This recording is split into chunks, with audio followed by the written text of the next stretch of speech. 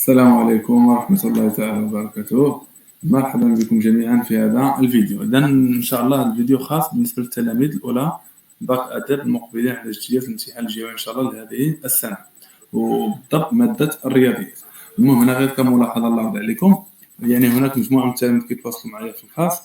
المهم اضطريت أنني نحط هذا الفيديو.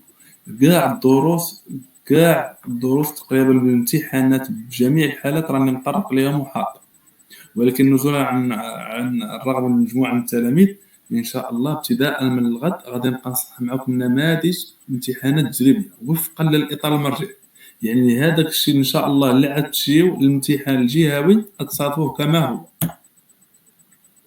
إذا ابتداء من الغد إن شاء الله غنبقى نصحح لكم امتحانات جهوية، غير هو عندكم جوج اختيارات وبيان 3 شوا عندكم. واش ندير لكم مثلا غير فيديوهات نسجلهم ونحطهم لكم هنا في لاشين، او لا ندير لكم لي لايف يعني سواء هنا في اليوتيوب وبيان في الفيسبوك. دونك الطريقه كيفاش امتحانات تجريبيه، تصحيح امتحانات تجريبيه مع التذكير باهم القواعد اللي ممكن اللي غادي نتصادفهم ان شاء الله. يلا السلام عليكم.